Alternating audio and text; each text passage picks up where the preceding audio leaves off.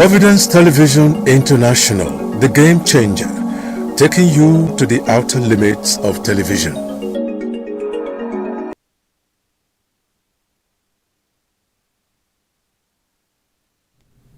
Welcome to the program, Issues in the News on Providence Television International. I am Ugbebo Ikekwa. To look at the issue in the news today, I have with me in the studio the Chief Executive Officer, Providence Television International, Dr. Emmanuel Igariba. You're welcome to the studio. Well, thank you very much. This is the last Saturday of the month. So we are going to the last quarter of the year, and I hope that we'll brace up for it. I mean, very soon we'll be in the Yuletide season, and I hope Nigerians will be happy in spite of everything. Yes. Exactly. Well, we'll be looking at a particular issue that to some Nigerians it might seem that, why are we always talking about it that there is no solution? We'll keep talking about it. We're talking about Nigerians' worsening battle with electricity supply. We'll start with, first of all, the issue of the grids. Why must there be collapse of grids all the time? Many people are tired of talking about that, but we are not, because we're a media organization, and we must synthesize all of these things for the benefit of our viewers at home and abroad. There are many Nigerians abroad who want to know what's going on. Most of them have said, yes, they get home news from us. That's a good point. But the sore point, really, is that, yes, it has become our own albatross. We'll continue to have the collapse of the grid, and there seems to be no solution. Only recently there was a collapse. Exactly. Yes, I can remember just before this last one about 10 or more incidents. So it's a problem, and once the grid collapses, it affects the whole system. You know, there are many components in the system, and they're all affected. They are talking about distribution or generation or whatever. So it's a big issue, and I can't stop using the word jinxed. What has come over the issue of electricity in this country? It's a big question, and it's a sore point in our national life. Okay, and I wish that our leaders will address it frontally. I've often suggested that, look, why can't we declare a state of emergency on electricity operations in this country? Because the whole nation runs. I mean, if we're talking about development, for instance, development should run on electricity, even small businesses. Yes, whether you're talking about the young girl out of school who wants to do things for herself without going to prostitution, she wants to open a small salon. She cannot because of this issue of electricity.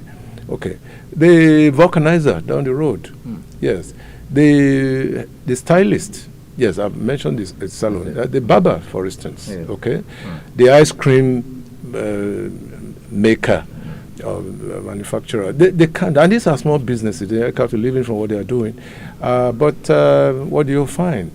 Most of them, they have lost hope. Quite frankly, they have lost hope as far as the electricity supply is concerned in this country. And we can't even talk about the big ones, the industries, the manufacturers under the umbrella of MAN, Manufacturers Association of Nigeria.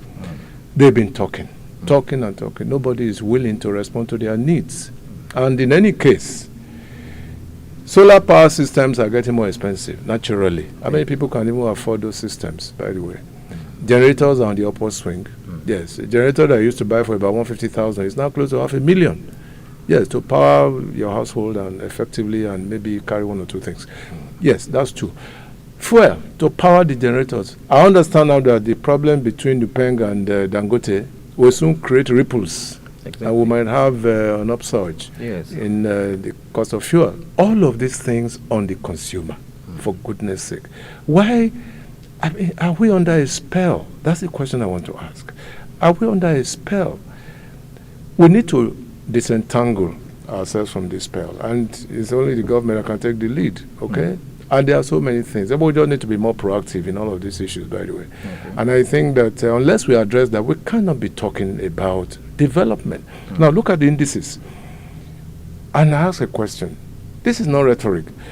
And the question is, how many things do Nigerian citizens enjoy from this country? Exactly. Is it security? No. Good. Is it electricity? No. Is it health facilities? Is it road infrastructure? No. We are under perpetual spell when it comes to all of these things. I remember the other day we carried it on our news. A trailer just tipped off. Exactly. No, a tanker really. Yes. Thank God that it was not carrying a full load of fuel. We would have had another disaster on our hands. But the driver too was lucky. I mean, 2 young kids that had to swim to his rescue and all that. That's one. Number 2, there's this young man who also went into the ditch inside the flood. He died. He was carried away by the flood. Too bad. He was, what many people have said, he was negligent. Yes, fair enough. But government was even more negligent. Why didn't you provide a safe way for vehicles to pass? Because erosions can be controlled anyway. Erosions can be controlled. Why has government not been able to control these flashpoints all over the country? And the young man just died, who was struggling to work out a living to feed his wife and his children. That's what he was up to. He took the risk and he just died. I was close to tears. The flood just swept him away. You know, we don't want to show that now because it will be too graphic. Okay, no, but we showed it before, so there's no need for any repetition. But however, he died in the process. And that is the head of that family. So that family, probably a young family, is in disarray. Exactly. Because the breadwinner is gone. We might say that it was negligent, but the greater negligence will be for government. Why didn't they fix the road? I mean, erosions can be controlled, as I earlier said. Yes, channelization can be done. And I think that is what we need now more than ever before.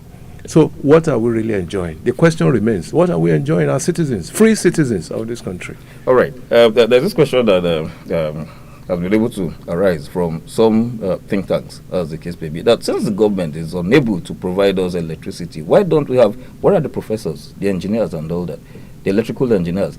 Is it illegal to have, like something like Uniben, power their own school without seeking the federal government's approval? I've said that before. One of the newspapers even picked up our analysis. I've said that before, and the solution I provide is this. Now, we can create a hub.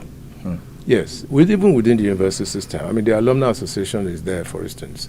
And yes, research into how we can provide electricity. In any case, the university system is a town on its own, remember. Some universities in the U.S. even have airstrips, right? Yes, as big as that, to be able to have airstrips. We can do that. We can have a little supply of electricity in a place like Uniben. In fact, all the first generation universities can have that on their own.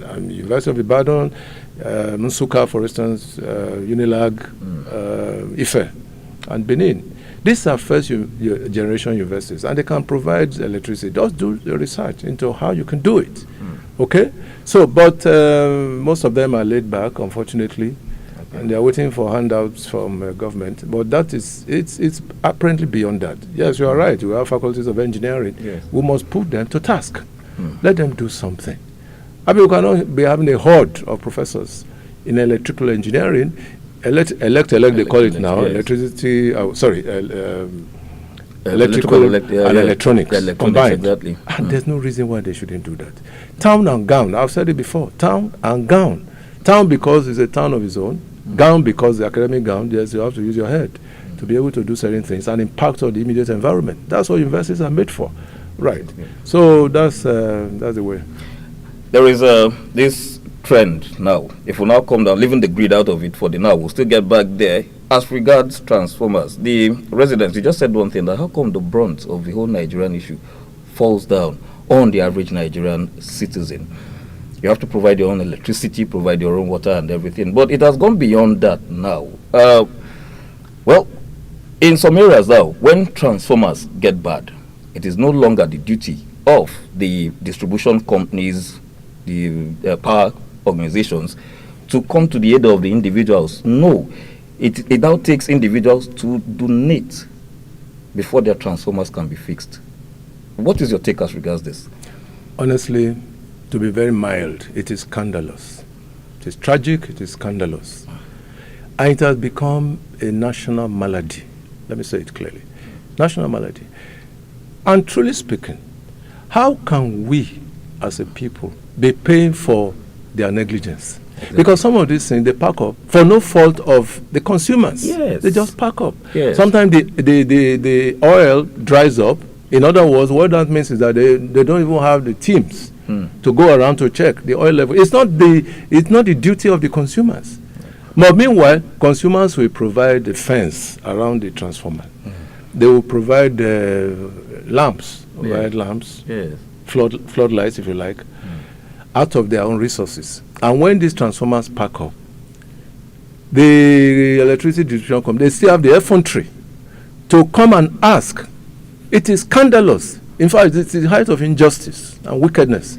They still come back to the consumers who are paying their bills anyway. Why can't you take money from the bills that these people are paying? You taking them down the line, and it's terrible. I mean, we are experiencing something like that now from very the station. peculiar issue. We have clips to that effect, which you'll be seeing on your screen presently. The residents of Ibisa Street, Ibisa community in Benin City, some few days ago, were told to provide monies. You can see there is no transformer in that area, as you can see, and they were told to provide monies for another transformer to be brought down to that area. No, not another transformer actually, because I was there. I mean, I was one of the leaders in the area. I was there, and we were told that they were taking the transformer, which you can see it's an empty space there. That's the base. Yeah. They came to pick up the transformer. They're going to refurbish it or something. And that's going to cost, from what I heard, about 1.8 million. And they're going to extract that from people who are struggling in the area. In any case, there are about, this transformer here is servicing about 150 premises, including business organizations, including our own station. Yes. Yes. And it is painful. It is painful because, I mean, nobody can tell me that we knew what happened to the transformer. No. Yes, it is their property. For crying out loud, it's their property, and why should they push it back to the consumers? Exactly. No, it doesn't make sense. It doesn't make sense at all, because you are just taking the people for a ride. Taking them for a ride because, I mean, see, a transformer goes bad. You are asking the people to pay bills. You're going around. Yes. And by the way, those who are prepaid, they've been grounded. Yes. Completely. They've been grounded for no fault of theirs. Yes. And you pick up the transformer. Who knows now? I mean, the whole of this area, that transformer might stay up to 2 or 3 weeks. The whole area is in darkness. And it's not peculiar. It happens everywhere. It happens everywhere. Everywhere. Yes. I mean, we're using this as an example. It happens everywhere. Some areas are off for 6 months. Yes. For 6 months, yes. They are off. And the people are sitting pretty. These electricity people, they are sitting pretty. They don't even care. They don't at all. They don't care. They don't know that the livelihood of some of the people depends absolutely on electricity. They don't care. Yes. Because what can you do to them? What can you do to them? They just believe that they are untouchable. And I pray that one of these days somebody will drag them to court for this kind of negligence, and they will pay dearly for it. Very dearly for it. Let us also go back to that clip, because there was a point that you raised. The issue of vandalism. That little blockade that you saw, that little blockade that you can see on the screen. Yeah, we had to contribute money. People. We contributed money. Yes. Yes. I had to add my voice. We did that. There's also a floodlight. Exactly. To guide against vandalism. Yes. We provided the light, and it shines at night. We did the fencing. Because the belief was that, I mean, some of these underworld people, they will go there and jump through the place. Yeah. But we did that so it was secured. Not NEPA. Sorry, the BDC. The BDC, exactly. Yes. They didn't do that. We did that on our own. Out of our own individual resources. We didn't care. They brought these things. And in any case, you should look, we had a man here the other day, Chief Ezekwere. Yes, exactly. Yeah, who is the owner of Bees Company. Bees Company is one of the oldest electricity distribution companies. Yes. Electricity companies. Yes. In Edo State. Even Edo and Delta. The man came here. He told us about his experience. He wanted to have a company that could manufacture transformers. He had a space in Benin. The approval was to come from Abuja. And when he got there, I mean, questions were raised. Why must you have it in Benin? Why not somewhere else? Yes. Politics came in. Exactly. And the man was frustrated. Absolutely frustrated. So that's where we are.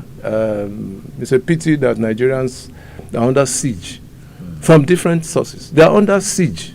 Yes. Security. Look at security every day. Yes. Security issues every day. The police, in fact, are even overwhelmed. They're overwhelmed, completely overwhelmed. You hear stories. I mean, we're a broadcast organization. We hear stories of what is happening in many parts of the north. Look, in Nauchi here, Nauchi area, about 4 or 5 priests have been kidnapped. That's true. Yeah, in a stretch, Yes. back to back. Yes. It brings me down to this issue from the angle of the law, because I heard you mention something about suing an organization like the BEDC. They were always, Is it no, I possible? mean, they will always tell you that their hands are tied, you know, that they have their own troubles and all sort of things. They will tell you that it's not tenable. But I hope that one of these days the judiciary will be radical enough to say, look, enough of this nonsense. That you can't go on with impunity because people's lives are involved. Look, UCH the other day. Yes. UCH, you saw it. Exactly. People were coming with their generators. They were coming with their generators. The first teaching hospital in this country. That was the height of scandal. Yes, because they couldn't depend. They couldn't depend on the source of power from the university teaching hospital. I have a friend, a doctor, a good friend of mine. He has a hospital somewhere along off Kenwa Road here in Benin. Yes. He uses 2 million on the average every month to buy diesel. Very true. Yes, because you can't be too sure during our major operation, for instance, public supply goes off. You have to continue. Okay, so that is the state we are in this country, and unless we address it, we are just dancing around in circles. In fact, it's like a circus show, as I've said before. Without addressing the issue of electricity, we cannot talk about development. It's a mirage. I've always postulated that since the Nigerian engineers cannot handle it, the Nigerian government cannot handle it, why not give it to expatriates? And you have always been against that. But do you think you still understand? No, I'm not against it. What I even said, if you remember the last time we talked about this, let us send our engineers outside. Okay. Let them go. I mean, there are countries like Morocco, yes, Rwanda, South Africa. Send them out. Let them go and see what's going on in these countries. I told you the story of a friend of my classmate of my back at Edu College. He's in the US, by the way. Okay. And he was coming from the marriage ceremony of his kid's sister. Well, out of curiosity or something, just let me just stop, himself and his wife, let us just stop over in Morocco. They were in Casablanca. For 3 days or more, there was no power outage. A very sad story. I don't like to talk about it. And immediately they landed at the airport in Nigeria, the public supply went off. They now told his wife, please, sorry, this is... we just got him back to Nigeria. Yeah, we just got him back to the country. I mean, that's not a good story to tell. At all. It's not. It's not a good story to tell at all. And look at what is even happening now. In years gone by, NEPA, they used to call them then, when they wanted to go down on their operations, they will inform the consumers. 2-3 days ahead. Exactly. Please, this area we are closing it down, that area we are closing it. Please bear with us for 1-2 days. This time around, there's nothing like that. You are just taking the people for granted. What is even worse, you are not even sure of the schedule. Exactly. They used to have a schedule, maybe 9 in the morning to 12 noon. Now there's nothing like that. Absolutely nothing. They will just shut down power supply at will. So you are left you are left in the lurch. You are left in the lurch. And so what else I know, it is really, really quite frustrating what entrepreneurs are going through now. I am in the know, but I think you also know some individuals who own such establishments like us. How have they been surviving? It's terrible. Even government establishments, not just private individuals or private companies like ours, even government establishments, they're all crying. Most of them cannot break even because all their resources are into the supply of electricity. It's a shame. It's a big shame because for a country like this, we need to be above all of this primordial stuff. We need to be above. Yeah, because come to think of it, particularly the media, the people want to know. Yes, you need to satisfy their needs. But you also need to get money to run the station. Yes. It does not only apply to the media houses. Look at the manufacturing industries. I'm sure now that the manufacturing association has exhausted its tears. They don't cry anymore. They used to. The tears are all dried up because they have been telling government, please do something about it. And they have laid off staff. Yeah, job cuts all over the place. Job cuts. Yes, please, you cannot continue. And if you have 100 staff, you cannot continue to have 100 staff when there is no power. So you cut it down by 70%. 70%. It is that tragic. And we need manufacturing in this country. We are not a productive country. We are a consuming nation. But we need to produce so that we can be in good times. But that's what is happening. Do you think we should encourage more of generating companies? Electricity generating the point companies? is, what are I want to see a revolution, really, in the power sector. And what is that revolution? It happened in the telecom sector. Exactly. Time was when you want to buy a line, you will spend close to 15,000. Yes. Yeah, but there were now competitors. Competitors came, and what you used to buy for about 12, 15,000, it's now 500, or they will even be begging you and stuff like that. Yes. Yes, we need that kind of thing. I mean, take the whole of New Benin area in this part of the state. They can have one company there controlling that. Okay. It happens elsewhere around the world. Okay. So that if you are not satisfied with this, you go to the next one. So there will be very healthy competition. And that's where they will stand on their toes. Right now, there's no competition. Okay. Though it's still a monopoly. By and large, it's a monopoly. Yes, I said it before that President Jonathan meant well, but how far did that go? With cronies and mistresses and things like that, and we're back to where we were. It's a sore point, as I said, a very sore point.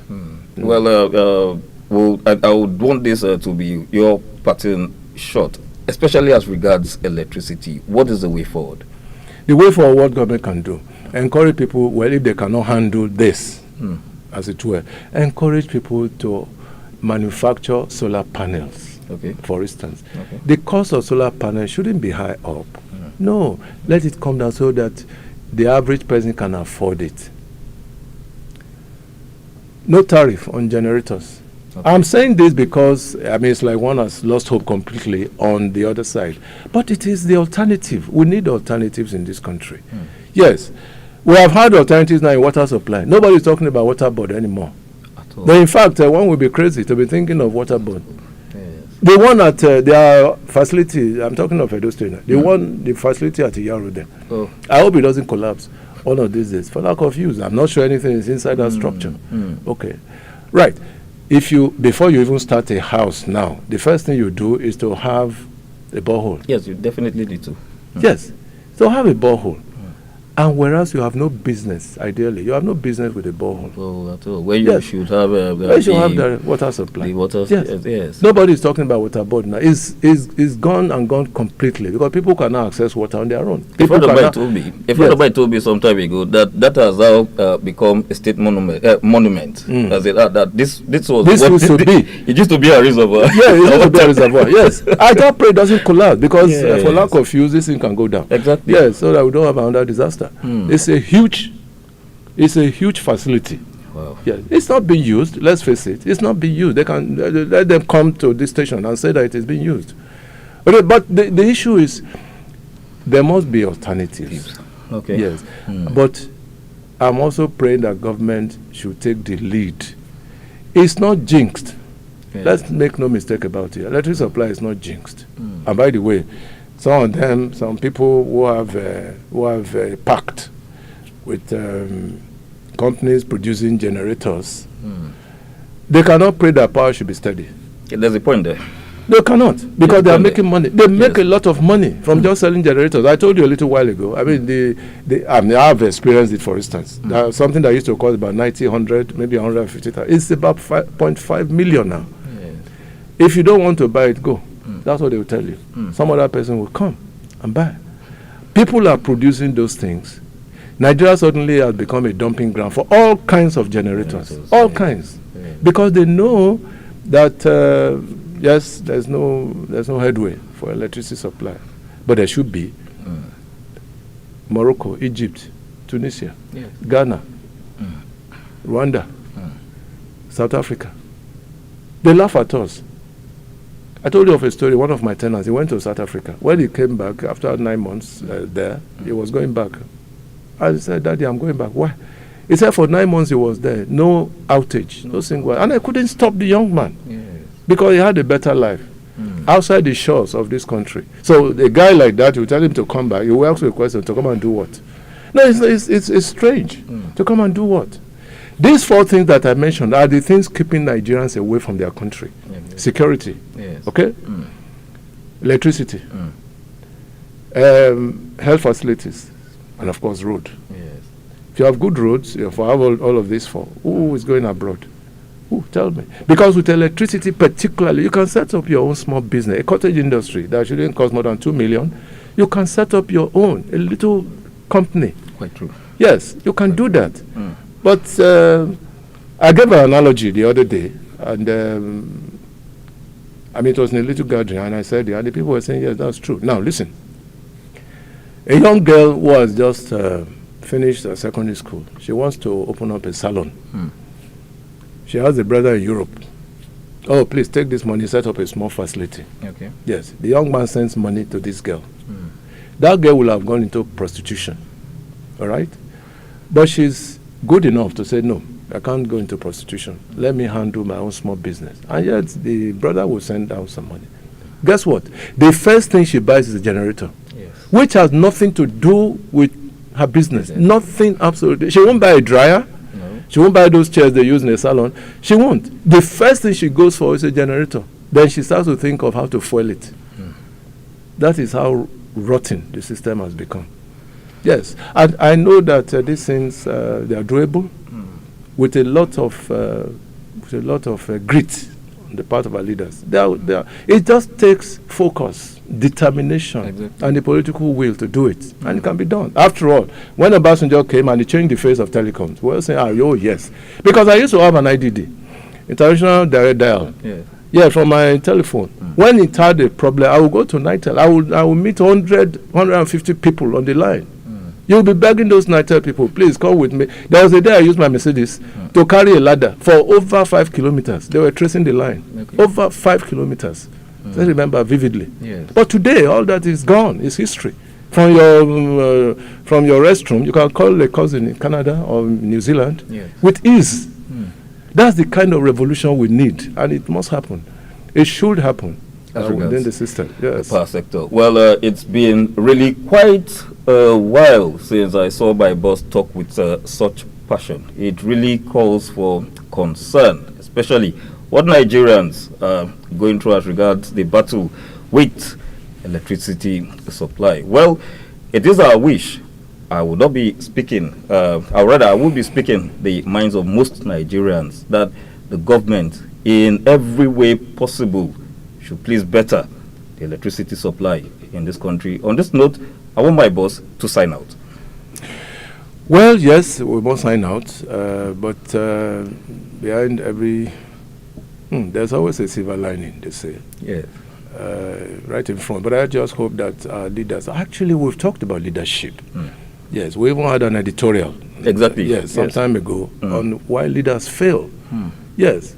One of them is that, look, one of the reasons why leaders fail is that they are not focused. Yes. They come into office and they begin to grope. You must be focused. Even before you get into the office. Yes, you must have your game plan. Exactly. Yes. Lined out properly. And you begin to tackle. Time was in this country, we didn't have ministers. Yes. For about 6 months or thereabout. Yes. The executive council was not formed for 6 months, whereas you had 3 months after the election to form your government. Ideally, let me quickly say this, not to digress. As the governor is being sworn in, as the president is being sworn in, he mentions those commissioners and ministers on the day of swearing in. So that within 2 weeks, you hit the ground, what do they call it now? Yeah, hit the ground. Hit the ground running. I don't know who is running now. Whether the people are running away from the ground or the ground is running away from the people, it has become something else. So, but that's the way it should be. We shouldn't wait for so long. And I should also say this as a point of digression. We must bring technocrats into government. Okay. People who know what they are doing. Government appointees must not necessarily be politicians. They must not be. Yes. People who are apolitical, but who have vision. Look, something about leadership.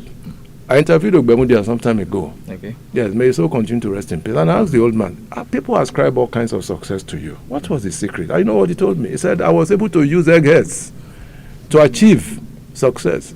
He was behind, driving the people. But he used people who could lift up his vision. Yes. He used people from the university and all that. He used them. And does this not bother you?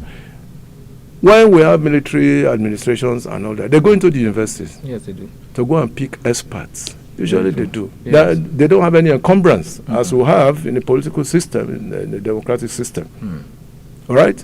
So, but our leaders should learn to go for the best, the very, very best. They are bound in this country. They are bound. In fact, in multiple dimensions. They are bound. They may not belong to party A or party B or whatever, but they are there. We fish them out to come and fix this country.